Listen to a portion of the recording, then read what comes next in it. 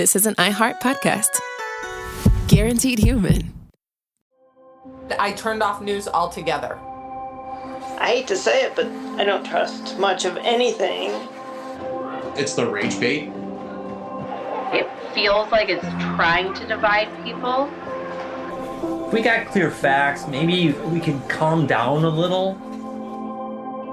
NBC News brings you clear reporting. Let's meet at the facts. Let's move forward from there. NBC News, reporting for America.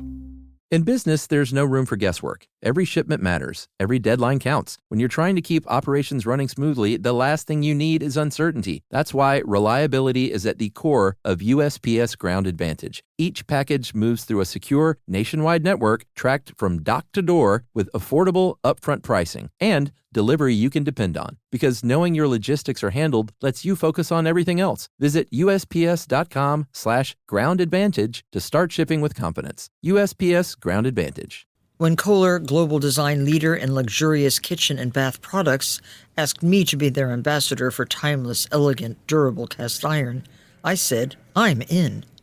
Soon after, I was in their Kohler, Wisconsin foundry, watching molten iron poured, enamel applied by hand, and the beautiful finished pieces ready to ship. Since 1883, Kohler cast iron has been crafted by incredible artisans, and seeing it firsthand gave me a whole new appreciation for their craftsmanship. Now, I'm proud to lend my stamp of approval to my favorite Kohler cast iron products for their durability, beauty, and enduring style. Shop my curated picks at Kohler.com. As the Kohler cast iron ambassador, I say, long live cast iron.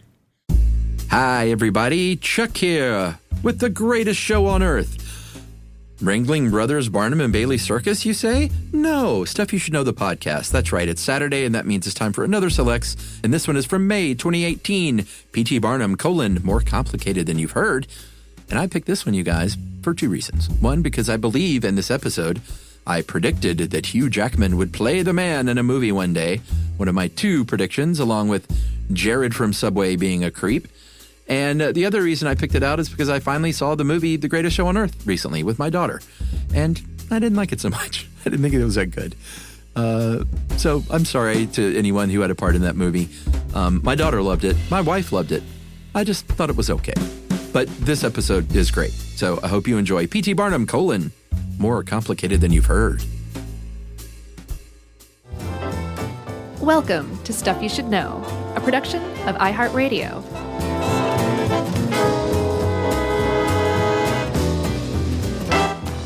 Hey, and welcome to the podcast. I'm Josh Clark. There's Charles W. Chuck Bryant. There's Jerry. Hello, hello, hello, hello. Jerry's got a top hat on. I know. I don't know why. I don't know. She's trying to be all Mr. Monopoly. Or P.T. Barnum. Oh, yeah, I forgot he wore a top hat, allegedly. Oh, no, he did. I saw a picture of it. Yeah, Hugh Grant certainly did. Hugh Grant, Hugh Jackman. Hugh Laurie. I think it's Hugh Laurie. That's who it was, yeah. No, it's Clive Owens you're thinking of. Yeah, Hugh Jackman, man. He wears that top hat like a champ. He does. I don't know how much you went on the internet for this one, because this is a pretty comprehensive article. It actually was, yeah. But The Greatest Showman really set the internet on fire, man. And a lot of, it really brought out a lot of people saying, whoa, whoa, whoa, whoa, whoa, whoa, whoa. Yeah. Whoa. Yeah. This is the very definition of the word fantasy. Yeah, it seemed like that movie was, can be best described as a musical whitewashing. Mm-hmm. In every sense of that word. Yeah. So let's destroy it. Yeah, I mean, after reading this, I didn't think man, P.T. Barnum, what a complete a-hole. No, he was just a lot more complicated than that and did a lot of stuff that you just shouldn't just pass over because you can't figure out lyrics to what rhymes with racism. Yeah, I mean, he was definitely an enigma, and seems like he did some good, but also, I mean, he was a hustler, man. For sure. So this is what I didn't fully understand until researching this, Chuck. He's known as the greatest showman, right? Mm-hmm. But there were plenty of other showmen out there at the time. Yeah. Which makes sense because you have to have something to be compared to be the greatest, right? But I guess I had just assumed he was like the first or the originator. No, he was not the first showman. He was a great showman. Yeah. What he really left his mark on was introducing America to pure, unadulterated hucksterism. Sure. And using it for marketing. Humbug. That's what he called it. And he had a lot of quotes. Some were definitely something he said, like every crowd has a silver lining, which means you can shake it out of them and get some money from a bunch of people, right? Yeah.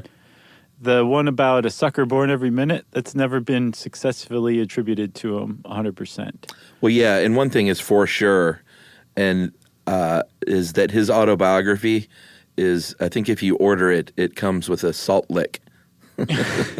So you can just lick on that salt while you're reading it. Right. I don't know what that means, but that seems like something that they would do.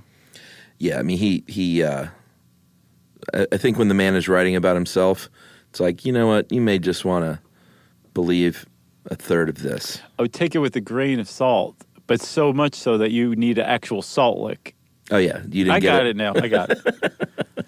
So there is one quote that I think kind of describes this guy best, or at least his philosophy, and it also kind of reveals, like, you can't call him harmless, but also the intentions were not entirely evil, right? Right. He had a quote. It said that people don't mind being deceived so long as they're being amused at the same time.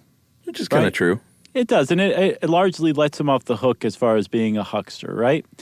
But the thing that The Greatest Showman really glossed over or just outright ignored was that a lot of the amusements that he was presenting to the public were extraordinarily degrading to people at the time. They were super racist. There were just there was just a lot of exploitation. He made his money not just by hustling Americans, but by exploiting other Americans too, right? Yeah. Again, like this, a lot of this is contextual. It's not necessarily fair for later generations to judge previous generations, although it's really fun to do. Yeah. But yes, you could say like this guy was exploitative, even compared to like his contemporaries, right? Perhaps. So he is just this very complex character who I think you and I can agree was not an evil person. He just did some horrible things here or there. Should we go back in time? Yes, let's. All right, let's go back to the beginning. Let's hop in the Wayback Machine, which is appropriately steampunky right now. Yeah.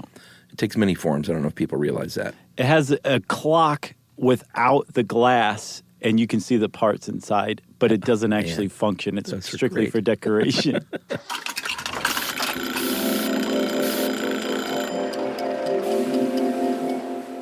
So let's go back to 1810, back to Bethel, Connecticut, where this man was born, Mr. Phineas Taylor Barnum. He had sort of a mixed family life. He was, they point out in this article, he was firmly American. His great-great-great-grandfather came over from England as an indentured servant in the 17th century. Eventually became a landowner, but they didn't, it's not like they had a ton of money. His dad, Philo, great name. Yeah, all these are great names. He was not super successful, so it was kind of up to young PT to make his own way in life. Right. Yeah, his father was a farmer, which introduced Phineas to the idea that he really hated like manual, mindless work. No, he didn't like doing that farm work. But that's not to say he didn't like work. He just liked very specific kinds of work where his energies were appropriately channeled. Like bilking people out of money. Sure, yeah. I mean, that was kind of it. He liked, he was the definition of the word enterprising, right? Sure. He could figure out a way. He could look at something that you could almost not give away. You certainly couldn't sell and turn it into pure profits. Like he got into lotteries for a little while once, right? Yeah, I mean, he went to work, he left the farm, went to work at a country store and realized quickly, like, just because you're in the country doesn't mean there aren't like swindlers and cheaters out here. Yeah. So he kind of learned some of the tricks of the trade there. His old man died when he was 15, and he was kind of his mom had to get a job, but he was basically like, all right, it's kind of up to me now to provide for my family. So he moved, got that another job as a store clerk, and as you said, got into lotteries. Yeah, and he was early on pursuing a career at clerkship, which I guess is a thing. Yeah. But yeah, so there's this. He saw easy money in lottery, so he set up one himself. Apparently, when he was working for these owners of the store, they were away at one point, and he got his eyes on some tin kitchenware that just would not sell. Yeah. So he took some other stuff that wouldn't sell at that store. These things weren't his, by the way. Right. And he traded them for a bottle collection, which I guess was a thing that people wanted at the time. Yeah.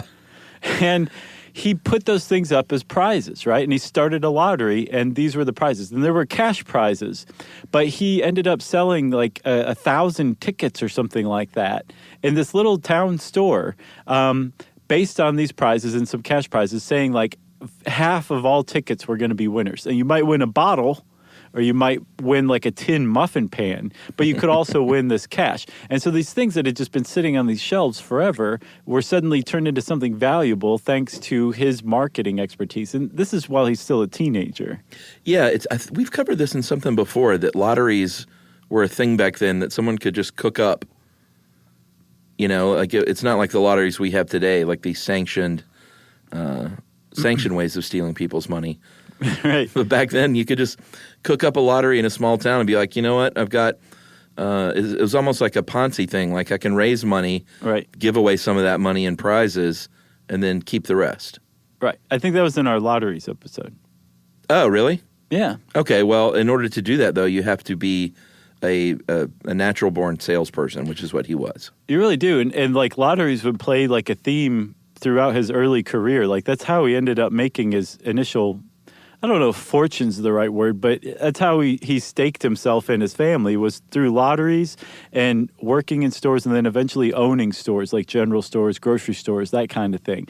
But the lotteries are where he made his money, and he actually figured out that you could make more money with less work than having to go to the trouble of setting up a lottery. Like you said, anybody could just set up a lottery by taking tickets from somebody else's lottery and selling them further out at an increased price. But then he figured out one more thing, Chuck. You didn't even have to go out and sell these things yourself. You could hire other people to sell them even further out. All you had to do was give them the tickets and collect the money that they brought you. So he ended up making money by basically expanding other people's lotteries for a while. That's right. And in the middle of this, and he had moved to Brooklyn at this point. He was kind of hopping all over the place there in the Northeast. But and to be fair, we're hopping kind of all over his early life right now. Yeah, for sure. Chronologically. Yeah. So in this time period, he met who would become his wife, a woman named Charity Hallett, who he described in his autobiography as a fair, rosy-cheeked, buxom girl with beautiful white teeth. Did I mention she had big boobs? Right. What's the second line? But those teeth, man. So they would get married, and I think they had 4 daughters. But during all this time, he had a little Josh Clark in him, because how do you mean? Well, he was writing letters to local papers that weren't getting published. So he said, "You know what? I'm going to start my own paper." Yeah, he Clarked himself a paper. I'll see you all in hell, media. Yeah, and much like yourself, you started your own paper, which was kind of cool. Sure. I mean, like if people won't print your crank ideas, just go start your own paper. It's like if you want to get your manifesto out there and either become Unabomber-esque, which we don't recommend, or start your own paper. That's right. And his was called the Herald of Freedom, which is terrible. And this is where it gets a little weird, because he kind of went after people, was eventually hit with a libel suit and spent 60 days in jail. But that sold a lot of papers, and he was also hailed as a hero because apparently he was legitimately exposing corruption. Right. So to me, Chuck, that one really stood out because it shows just how huge this guy's life story is. Yeah. that even if you make a movie out of it, the best you can hope for is to pick like 5 or 6 or 10 different things and try to find a thread throughout them, right? And whether that's an accurate portrayal or not, it can't possibly be, because this guy's life was just so enormous and he did so many things and he was such an outsized character that a lot of times you either vilify him or glorify him. And it was much more a combination of both of those things. And I think that example really says it all. Like, he had his notions, and he started his own paper and ended up going to jail, and subscription boosted, so ended up making money from it. But at the same time, he was legitimately trying to call out corruption in this town that he cared about. So his character was much more complex than you get from just about any source, unless you read biographies about him. Yeah, agreed. So finally, he says, Connecticut said, no more lotteries in Connecticut. So he's like, all right, what am I doing here even if I can't do this little scam? Yeah, he's like, I love this town, but not that much. So in 1834, he left the paper, shut that down, moved his family to New York City, and should we take a break? Perfect time. All right. We're in New York City, and we'll be back right after this. If you want to know, then you're in luck. Just listen up to Josh and Chuck. Stuff you should know. I turned off news altogether. I hate to say it, but I don't trust much of anything. It's the rage bait. It feels like it's trying to divide people. If we got clear facts, maybe we can calm down a little. NBC News brings you clear reporting. Let's meet at the facts. Let's move forward from there. NBC News, reporting for America. With my mom and dad living in Orange County, when we bring my 5- and 7-year-old to visit, we are sometimes in for a 2-hour drive that could feel like 10. Oh, as an avid camper, I know all about this. We'll pack up the RV and know this is either going to be the trip of a lifetime or a complete disaster. Which is why we load up the iPads with Lingo Kids before we even pull out of the driveway. It's what dreams are made of. Lingo Kids keeps kids engaged and quiet with over 4,000 interactive games, songs, and shows that kids simply cannot get enough of. You can pack whatever you think you'll need, but Lingo Kids is the only entertainment you'll need for a stress-free car ride. Or really, any ride. Plane, train, hovercraft, whatever. Download Lingo Kids for free today. Or unlock even more amazing content with Lingo Kids Plus. Choose the yearly plan and save up to 60%. Search Lingo Kids in the App Store or Google Play. Lingo Kids. Everything kids love. Professional wrestling fans, the action continues every week. Watch TNA Thursday Night Impact every week on AMC. It is like electricity flowing through your veins. Don't miss the adrenaline, the drama, and the total non-stop action. No one can ever be as good as this right here. Don't miss the action of TNA Thursday Night Impact every week on AMC. For showtimes and more information, visit TNAWrestling.com. Stuff you should know. Stuff you should know. I got a falafel. Is it good? It's pretty good. Is it from the Halal guys? Uh-huh, of course. Oh, man. Who else are you going to get a falafel from? That's good stuff. Yeah. So, man, this guy really, just reading through this thing, he did so many jobs. Right, he was a factotum. Dozens and dozens of jobs through his lifetime. Yeah, and I'm glad he didn't just stick to clerking, right? Yeah. Or even lottery. He had this thing, like something about show business attracted this guy. Oh, yeah. I don't know what it was. Maybe nobody but him knows what it was. Maybe he doesn't even know what it was. But he was attracted to the idea of like wowing and amusing and amazing crowds. And he did that pretty early on. I think he was 25 when he got into exhibiting a human being who he purchased and owned for a while, which, by the way, does not show up in The Greatest Showman. Right, and this is after, in New York, he started a boarding house for a while and co-owned a grocery store for a while. Right.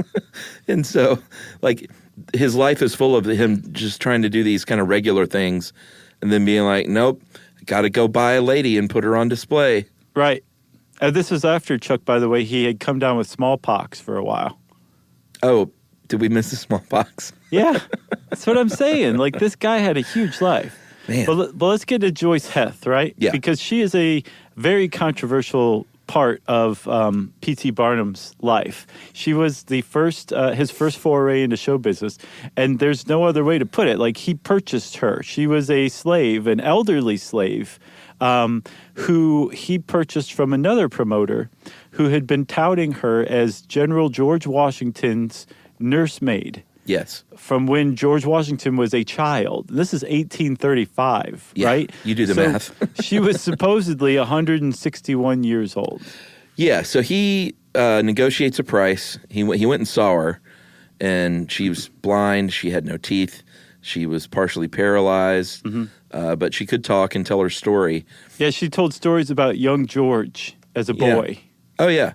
And to be fair, she was already being exploited. It's not like which is not great, but it's not like Barnum introduced this into her life. No, he just purchased her and took it over. Yes, exactly. Took over the exploitation for money. For $1,000, and he toured with her until she died. Not that long later, just like a year later, not even, in 1836. Right. He made a lot of dough, and it was sort of a watershed moment for him where I think he was like, wait a minute, I've realized that I can get people in a room by cooking up these stories and getting things in the newspaper and printing these posters. And even if business was down, he would do these crazy things. Like one of them, when business was down appearing with Heth at one point, he accused her of being a robot, what they called at the time an automaton. In an anonymous letter to the editor in a newspaper. Yeah, a robot made of whalebone, rubber, and springs. So everyone was like, whoa, whoa, whoa. Not only is she George Washington's nursemaid, but she's really a robot. Right.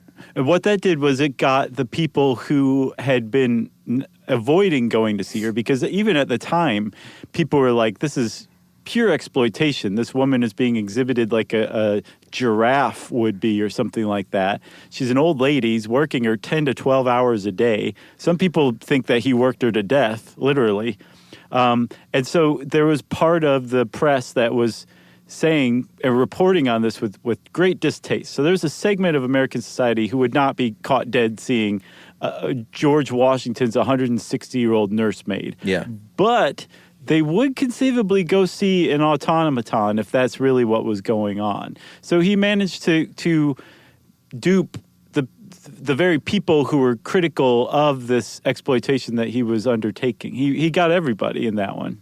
Well, yeah, and it gets even worse. Finally, when she passed away, he actually sold tickets to a public autopsy. In a saloon. So people could come look at this poor woman's insides. And this is where it was finally revealed. Doctor said she's maybe like 80, 81 years old at most. Right, and this was so Jane McGrath kind of walks past like what a controversy this was. Like this guy had been like very much touting that she was the nursemaid. Like he supposedly had the bill of sale to George Washington's father for her. So like he was saying like this is legitimately a 160-year-old woman. So in this autopsy that he charged for, when it was exposed that she was actually half that age, there was a bit of disgrace there, and he had to learn to roll with the punches. And it was about this time that he basically said to himself, you can take this as a lesson and go on the straight and narrow, maybe get back into clerking. Yeah. Or you can double, maybe triple and quadruple down on this and see where that goes. And he chose the latter of the two for sure.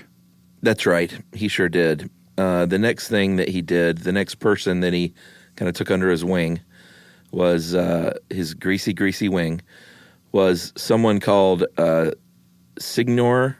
Signor. Is that Signor? Yeah. Why is it spelled that way?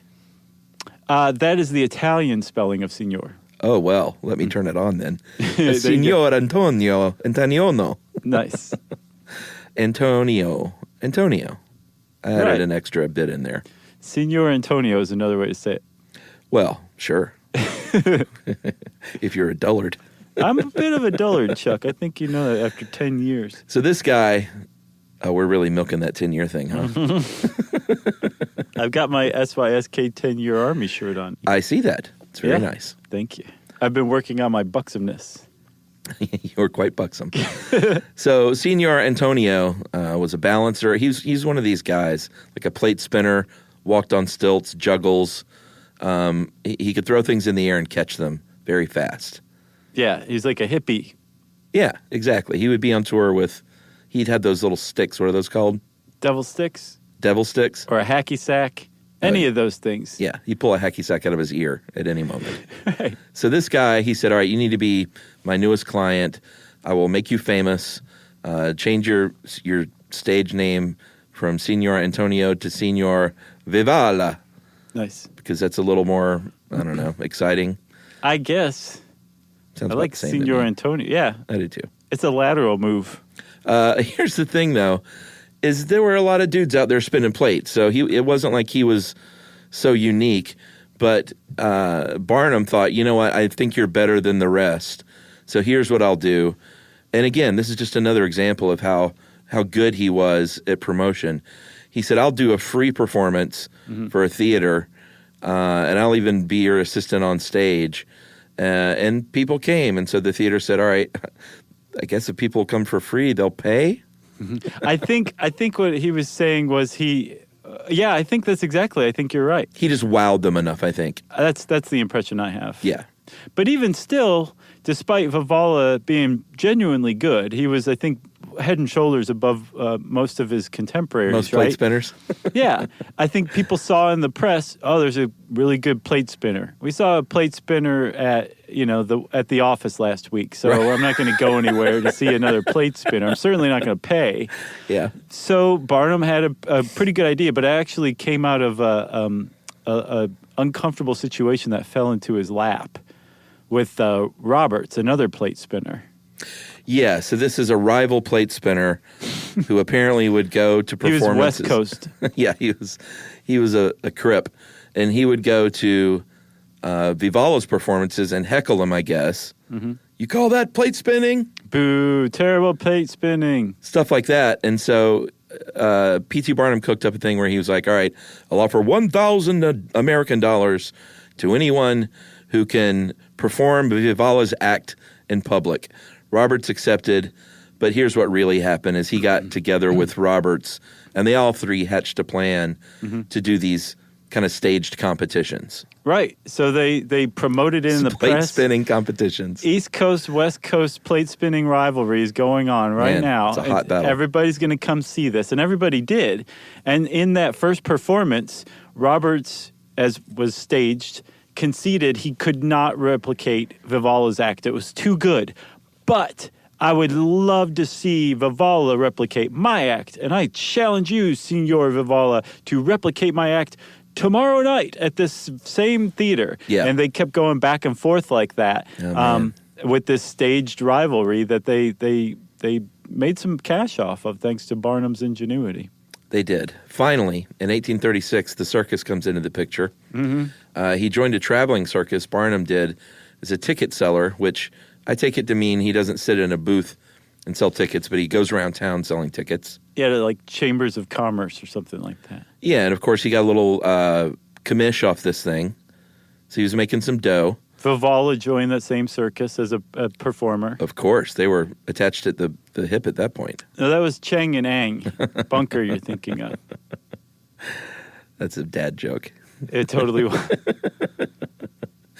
And this one I thought was a little bit weird. Apparently, the circus proprietor, a guy named Turner, was into practical jokes, and not very good ones, because this practical joke was he convinced a crowd that Barnum was the Reverend Ephraim Avery, who had been acquitted of murder, but everyone thought that this guy had committed murder, and back then no one knew what anyone looked like. So he said, this guy is Ephraim Avery, and he almost got lynched, apparently.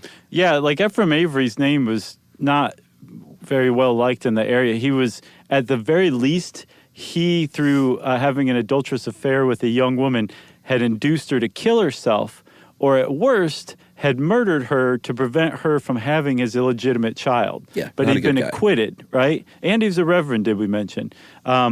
So yeah, the crowd, like, according to Barnum, almost killed him. That's a real funny joke. I know, but then later on, Jane says that that Barnum got even with him with his own practical joke. I could find nothing anywhere, including in Barnum's autobiography, that mentions that. I think he covered his toilet in saran wrap.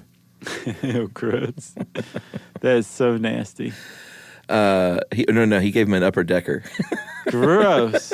That's even worse. So apparently these guys got into business together, and it became a thing where people would go see the circus where the two ringmasters would kind of go at each other with these practical jokes. Right. That became a thing. So there's a transition going on, another transition now. He started out store clerking, lotterying, got into show business, where it's like basically a Colonel Tom to different performers. Yeah. And then now he's transitioning into the circus.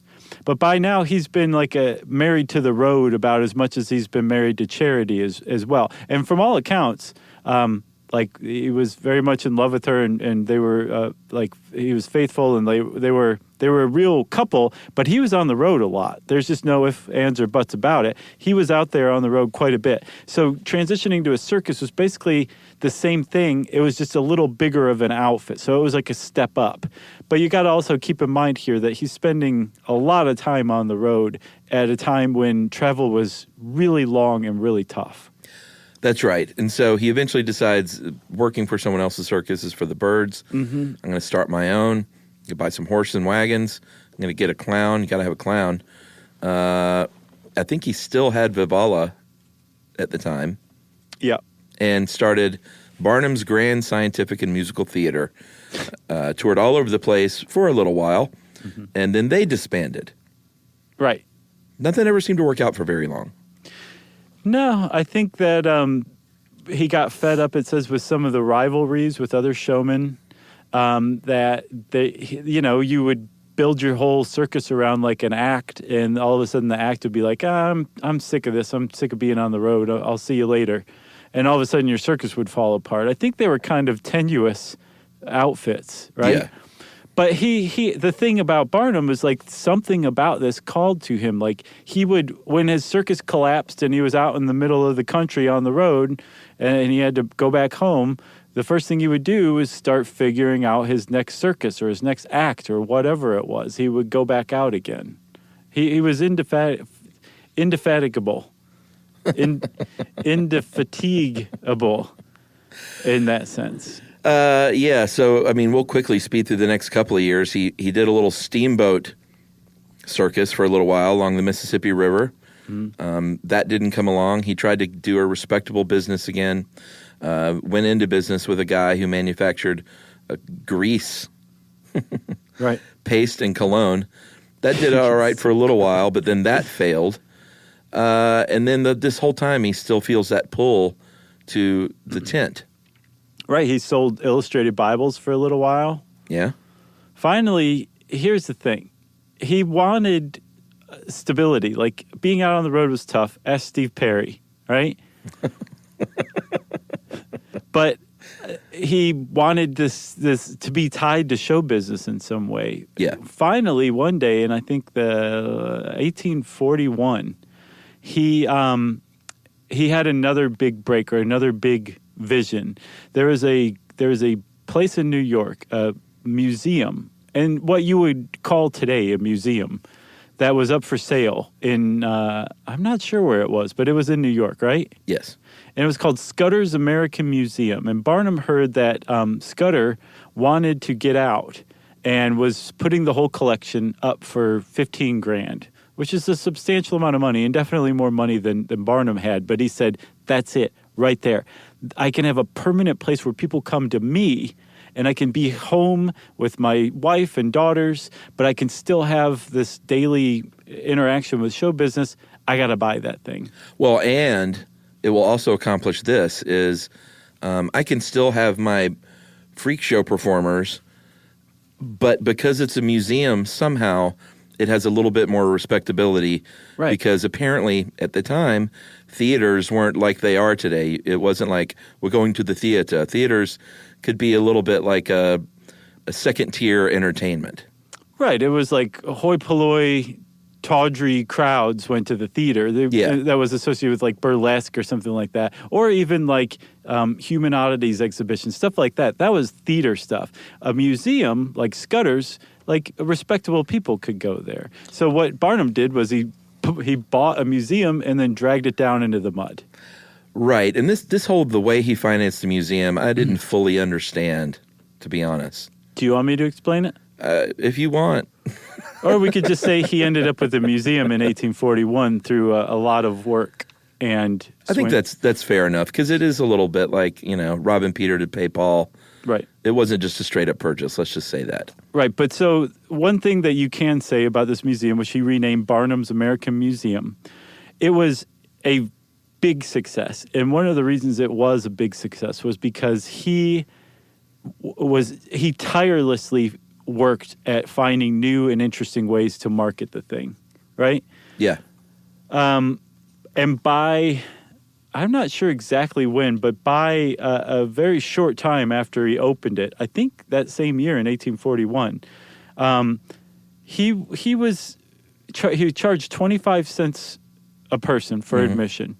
He had something like 4,000 visitors a day. Yeah. And he took this thing, like I say that he dragged the word museum down in the mud. He definitely added and expanded to the definition of museum. And then he also had this lecture hall where he had like performances that you would see like in a circus or something like that. And he turned this place into an emporium, just something huge and an enormous spectacle.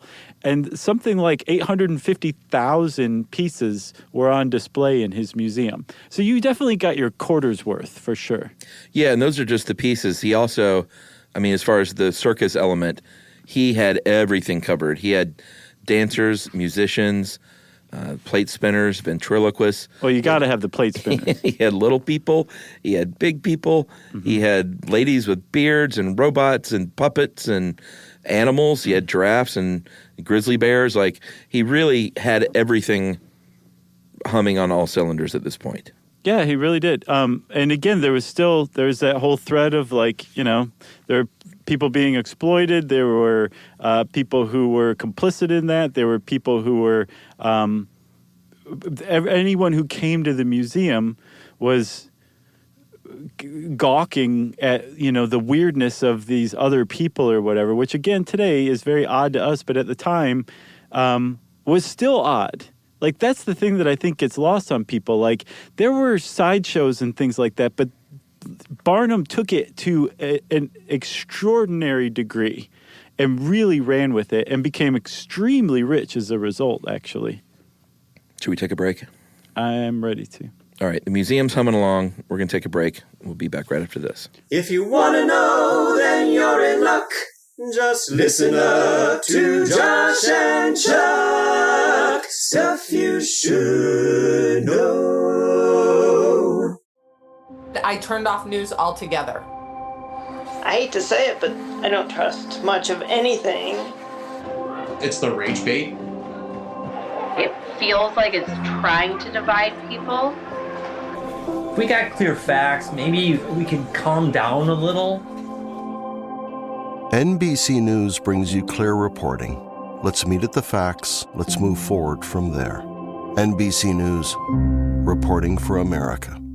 Mom, can I have Lingo Kids? Dad, Lingo Kids, please! When did we become the Lingo Kids house? No idea. Last week it was dinosaurs. This week it's... Lingo Kids! Why Lingo Kids? Because it's the best thing ever. We can play games with astronauts, wild animals, and superheroes. With more than 4,000 interactive games, songs, and shows, Lingo Kids is the #1 entertainment platform for young kids. So, no dinosaurs? And dinosaurs! Lingo Kids! Everything kids love. Download it for free. Professional wrestling fans, the action continues every week. This is total nonstop action! TNA Thursday Night Impact every week on AMC. For showtimes and more information, visit TNAWrestling.com. Stuff you should know. Stuff you should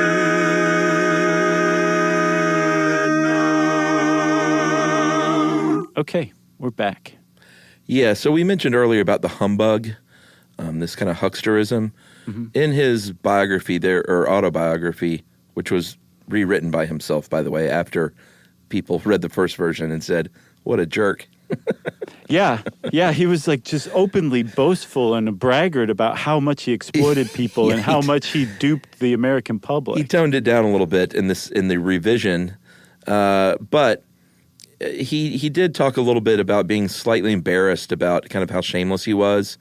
But then again, in the next line, he would say, but you know what? This is how everyone is in my business. I'm just better at it than them, basically. Yeah, he said, oh, there's a great quote. I can't find it anywhere, though, where basically if here it is. If his advertising was, quote, more audacious than his competitors, it was not because I had less scruple than they, but more energy, far more ingenuity, and a better foundation for such promises. He thought a lot of himself. He definitely did, but he also worked pretty hard at it for sure. And I think if you compared apples to apples at the time, Barnum's jam was way better than anybody else's jam. Yeah, for sure. So he had 3 really big successes in a row with his museum here. The first one was called the Fiji Mermaid, Feejee. Mm-hmm. And this was in 1842. And this was a big deal. He got a man named Levi Lyman. He was an old colleague of his. And he said, here's what I'll do. You are now Dr. J. Griffin. You're a naturalist for the British Lyceum of Natural History, which was not a real place. Mm-hmm. And you were in ownership of what we'll call the Fiji Mermaid, which was a what did we call it in the taxidermy? Rogue taxidermy? Yeah. It was rogue taxidermy. It totally was. It was like a jackalope, except, what was it? It was a head of a baboon, mm-hmm. torso of an orangutan, and a fishtail, just for good measure. Yeah, and as far back as they can tell, it was probably made by a Japanese sailor in the 1820s, and it passed through a few hands before Barnum finally leased it and put it on display. I wonder where that thing is now. I looked. I don't know. There are other Fiji mermaids out there. It was like kind of a thread of rogue taxidermy in the mid-19th century, and I think Harvard has one on display. But I looked to find out where P.T. Barnum's is, and I can't find it. It's probably like on Richard Branson's headboard or something. It may have actually burned up in one of the many fires that plagued P.T. Barnum's life, sadly. Yeah, things are going to get fiery here in this last bit, too. Yeah, well, anyway, let's get back to the Fiji mermaid, though. Okay, so Dr. J. Griffin is touring with this, supposedly touring with this mermaid, right? Sure. And Barnum, but the guy's actually not out there touring. Barnum basically creates out of whole cloth a tour of this mermaid, writes letters about how great this thing is in different people's names, and then mails them to friends that live around the country and asks them to mail those letters in to newspapers in New York, talking about how this thing has to be seen to be believed. Yeah, so people came far and wide to see this piece of taxidermy.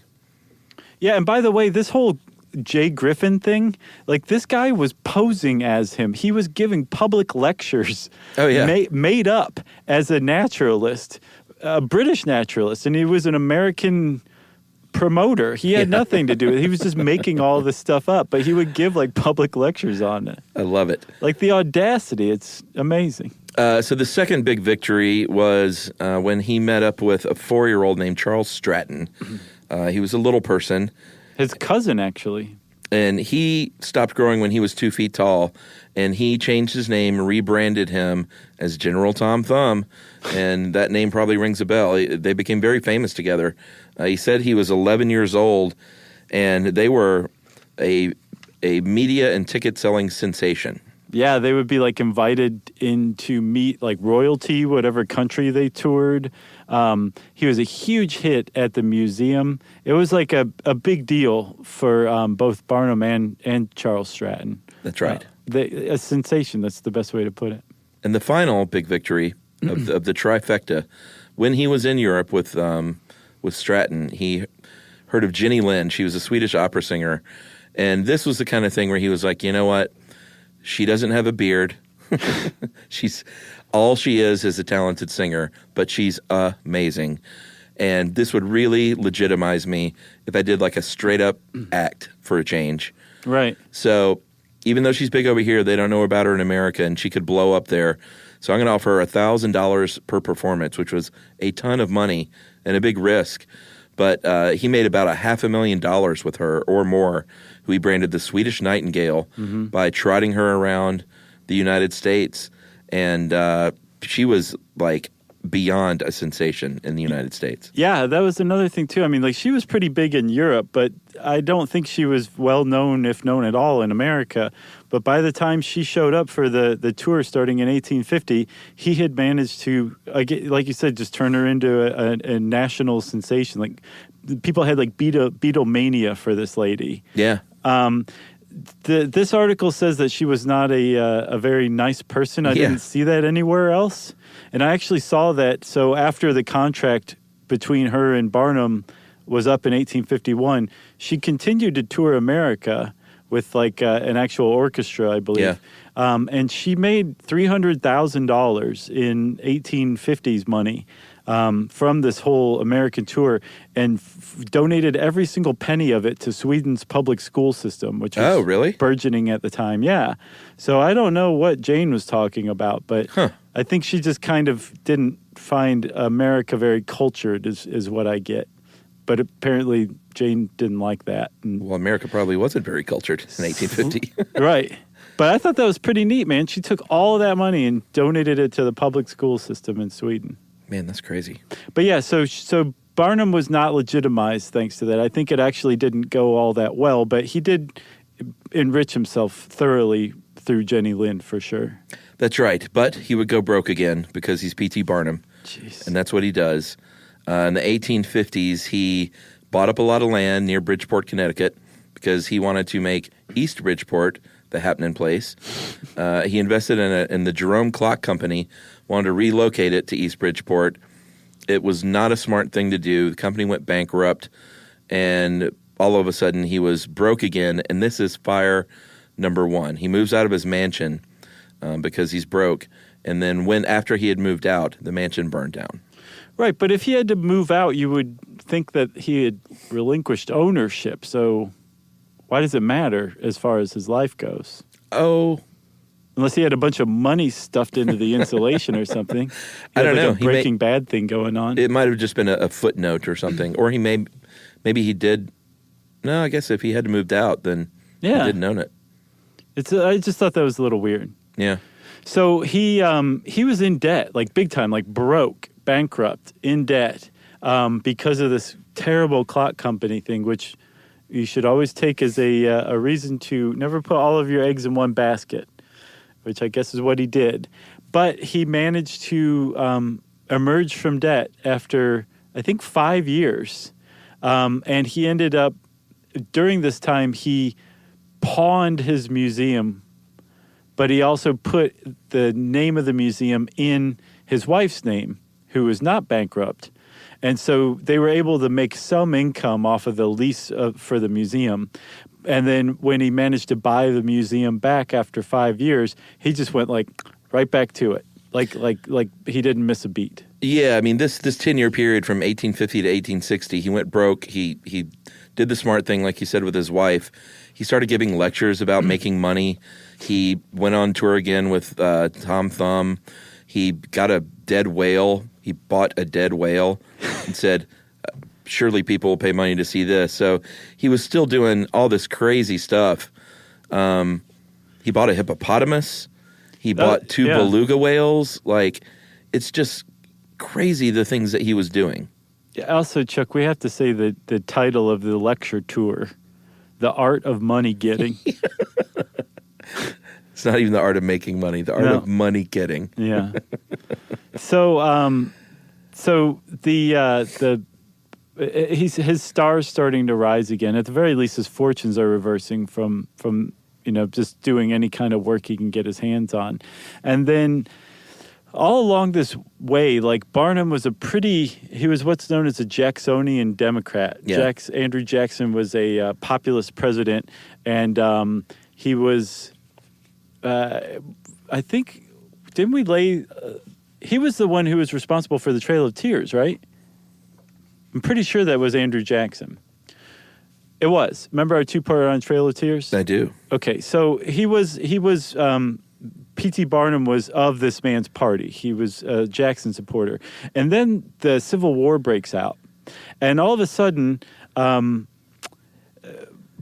has this, like, total conversion. He was not like an outright bigoted racist who worked to keep African Americans enslaved, worked as a Confederate sympathizer, anything like that. He was fairly unremarkable and pretty normal. Like, for example, at his museum, if you were black, you couldn't come in. It was a segregated museum. Yeah. But that was like a lot of businesses at the time. So he was a very normal pedestrian person as far as his politics go, and socially as well. But something happened around the time of the Civil War, and he converted and actually became an abolitionist. Huge Union supporter, and just basically became patriotic and dedicated to this idea of preserving the Union and abolishing slavery. Yeah, and he used that museum as a sort of ground zero for his cause. He had speeches, he had plays that sort of endorsed this. He had Southern Copperheads that were protesting outside. They threatened his life. Mm-hmm. And then he said at this point, you know what, I might as well just get into politics legitimately. And in April of 1865, he actually won an election to the Connecticut General Assembly where he worked really hard to ratify the 13th Amendment and supported another cause to allow the rights of black people to vote in Connecticut. Yeah. So like he was legitimately dedicated to the cause of abolition, which is totally bizarre, right? And about this time, too, is when the revisions to his autobiography are starting to get much more contrite, much less boastful, and even more apologetic.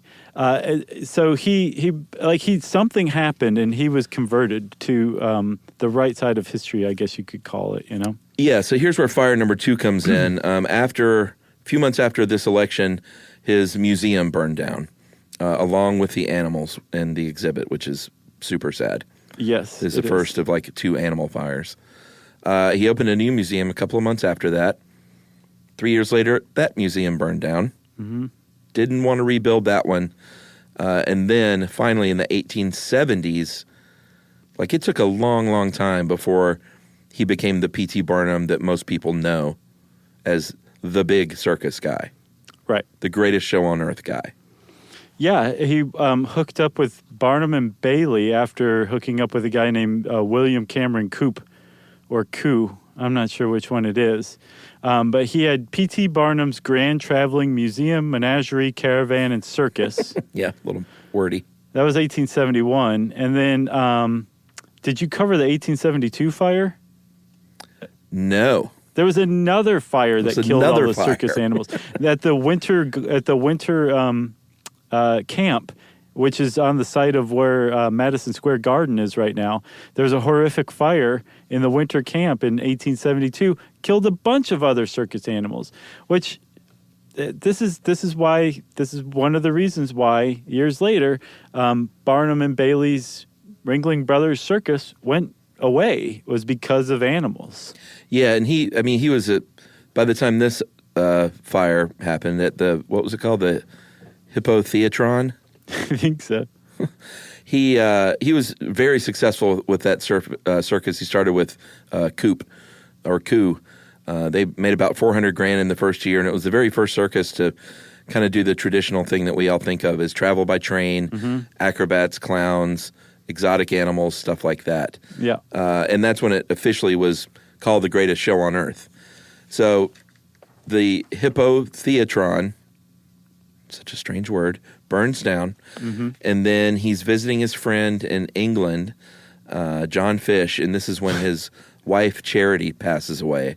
Yeah. And as Jane put it, he was supposedly too grief-stricken to return for her funeral, but the grief must have subsided quickly because he secretly married Fish's daughter. At 63 years old, he married 22-year-old Nancy Fish. Yeah. About 3.5 months later, after his wife passed. No word about her teeth. No, or her bra size. So they got married secretly 14 weeks after Charity died. And then when they came to the U.S., they had a public wedding 9 months after that. So, he married her, and I guess he was with her until his death, right? Well, yeah, in 75, he took a break from the circus, got back into politics, and became the mayor of Bridgeport for a little while. Not East Bridgeport, though. He's talking trash about them. Bridgeport. And apparently he gets a little on his high horse now, because even though he was a drinker, pretty heavy drinker for a while, he quit drinking and then campaigned against like Sunday sales in saloons, and kind of got a little self-righteous, it seems like. Yeah, he also sponsored the Comstock law in Connecticut, which banned contraception, which puts a lot of onus onto the ladies. And it was in place apparently until 1965. And there's a really important word in there, Chuck, sponsored. Like, that means you're the person who brought it to the General Assembly. You didn't just vote yes on it. Sure. Like, you're the one who said, everybody, let's ban contraception for 100 years. Yeah. And it was successful, actually. So, yeah, he was a weird dude with a lot of different weird thoughts about things, and that were sometimes very contradictory over time. And then finally, ironically, here at the very end of this podcast, in 1880, he partnered with one James A. Bailey for P.T. Barnum's Great London Combined. It's a terrible name for a circus. Worst circus name ever. Then he have the word circus in there. And this is when he got Jumbo the elephant, which Jumbo was a legendary attraction until 1885 when Jumbo was killed by a train. And probably caught fire, too. And did you know, we were just in Boston, that Tufts University, their mascot is Jumbo the elephant. No, I didn't know that. Yeah, my buddy Robert explained that to me. And apparently Barnum was one of the early, what do you call the people who give universities a lot of money? Endowment and donors. Grant person. Sure. He was all of that. What is that word? I know what you're talking about. He was all that to Tufts. And so Jumbo the elephant became their mascot. And I think, because it does say in here, he displayed Jumbo's preserved hide and skeleton. I think it was, or maybe is, on display at Tufts. Oh, wow. I'm not sure if it still is, but I think at one time it was. So wait a minute. This guy also gave a substantial amount of money to help found a university? I don't know found, but to the university. That's a benefactor? Is that the word? Benefactor, yeah. Maybe to found it. I'm not sure of the timeline there. Man, that's really crazy. He did a lot of stuff. So go Jumbos. Yeah, the fighting Jumbos or the passive-aggressive Jumbos or what? The stomping Jumbos. There you go. That's pretty good. So Barnum and Bailey weren't together for too long initially. They parted ways, but then again joined in 1887, ultimately, finally, for the Barnum and Bailey Circus. Yep. They broke up, and then they got back together, and then it stayed that way until 2016, I think, and then the circus finally closed down. I went to that thing as a kid. I think we talked about that. Sure, I did too. And now we will only go to the Big Apple Circus, as you know. And I took a long break because Emily and I were tired of going. And then now that we got a kid, my mom was like, you got to start going again. You have to. So we went this year. How was it? Oh, it's okay, I'm not the biggest circus guy, I've realized. Are you afraid of clowns? No, not these. Are you afraid of acrobats? I could take these clowns. No, and actually the acrobats at the Big Apple Circus are the what's it called? It's the famous ones. The family. The flying Zambonis? Yeah, or was it Zambonis? Not Zambonis. I don't remember. It's something like that. But it's them. It's still that family. Wow, that's something. And they did a great job. But at the end of the day, I'm just kind of about a third of the way through. I'm looking at my watch, Oh, I gotcha. I've seen a couple Cirque du Soleils. Those are the last circuses I saw. Yeah, those are okay. But we saw the Michael Jackson one in Las Vegas, and man alive. Was it good? Yeah. There's a Michael Jackson Cirque? Yes, dude. And I have to tell you, like, I'm not some diehard Michael Jackson fan, but you don't have to be this to appreciate this. It is amazing. Like it's worth going to Vegas to go see. Who's not a Michael Jackson turning fan? around and going home. I don't know. There's probably a few. I'll bet we hear from some Michael Jackson, anti-Michael Jackson fans. Finally, 1890, P.T. Barnum has a stroke during a performance. He has one weird, strange wish at the end of his life, is to have his obituary published before he dies. Yeah. I don't know why I did that. Maybe to... I don't know either. I don't know, but that's a heck of a way to end this podcast. Maybe he wanted to feel the public outpouring or something. It could be that, or he wanted to proofread it or something. I don't know. But if that was what he was after, why didn't they just send it to him ahead of time? They actually published it. Yeah, it's weird. Yeah. Well, we'll find out one day when we die and go to heaven and meet P.T. Barnum. Agreed. So, you got anything else? Nope. There's probably tons more that we missed. And if you know something about P.T. Barnum that we didn't know, let us know. We'll just add to this guy's story over time, okay? In the meantime, if you want to read this great article by Jane McGrath, type in P.T. Barnum in the search bar at How Stuff Works. And since I said search bar, it's time for listener mail. All right, I'm going to call this Unabomber follow-up. Oh, good. I was into that one. The Unabomber? Yeah. Yeah, that was a good episode. I thought it was that was cool. a good 10th anniversary episode. Milk. Hey, guys. Congratulations on 10 years. Milk. I look forward to many more. Listen to Unabomber and thought I would share something that covers a related, if somewhat different aspect of the story. About 10 years ago, when I was still a wee law student taking a legal ethics course, one of the situations we discussed was Ted Kaczynski and the ethical dilemma his lawyers faced. Criminal defendants have the absolute right to dictate certain aspects of their representation, like whether or not to plead guilty. But there are other aspects of the representation that the lawyer controls, the most notable being trial strategy. While lawyers should always listen to the client's overall goals, sometimes it's necessary to override a client's wishes on how to achieve their goals, because the client's desired strategy is either legally incorrect, unethical, or simply ill-advised. Kaczynski's case presented an interesting ethical problem for the attorneys because he refused to allow them to pursue what they perceived to be his best defense and his only hope of avoiding the death penalty, namely claiming he was not guilty by reason of mental disease known as the insanity defense.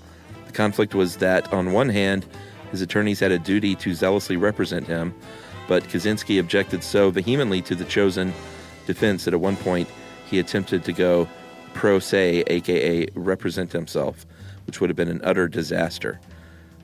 As you noted, he pled guilty, so we'll never know what they would have decided to do had he gone to trial, but his case is one which most lawyers have thought about or discussed at some point in their careers. That is good. Fordham Law, go Rams. And that is from Deb. Thanks, Deb. Appreciate that. Yeah, I remember we were kind of saying, like, his whole thing was he pled guilty because he didn't want to plead insane because his ramblings would have been the ramblings of a convicted insane madman. Yeah, very interesting. Again, thanks, Deb. We always love hearing from lawyers out there. That whole joke about lawyers at the bottom of the sea being a good start, we have always found it tasteless. Sure. So get in touch with us. You can send us and Jerry an email to stuffpodcast@iheartradio.com. Stuff You Should Know is a production of iHeartRadio. For more podcasts from iHeartRadio, visit the iHeartRadio app, Apple Podcasts, or wherever you listen to your favorite shows.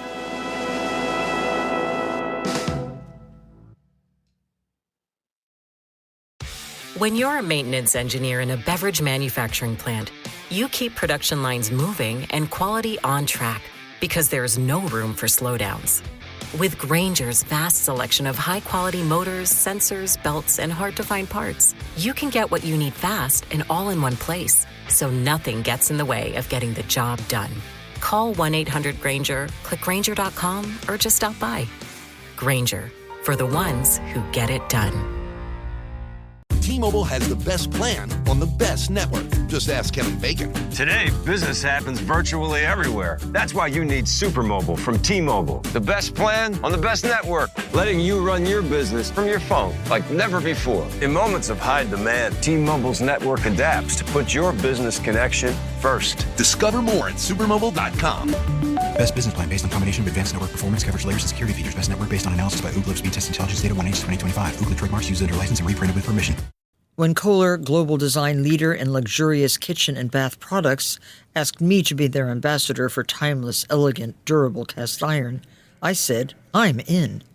Soon after, I was in their Kohler, Wisconsin foundry, watching molten iron poured, enamel applied by hand, and the beautiful finished pieces ready to ship. Since 1883, Kohler cast iron has been crafted by incredible artisans, and seeing it firsthand gave me a whole new appreciation for their craftsmanship. Now, I'm proud to lend my stamp of approval to my favorite Kohler cast iron products for their durability, beauty, and enduring style. Shop my curated picks at Kohler.com. As the Kohler cast iron ambassador, I say, long live cast iron. This is an iHeart podcast. Guaranteed Human.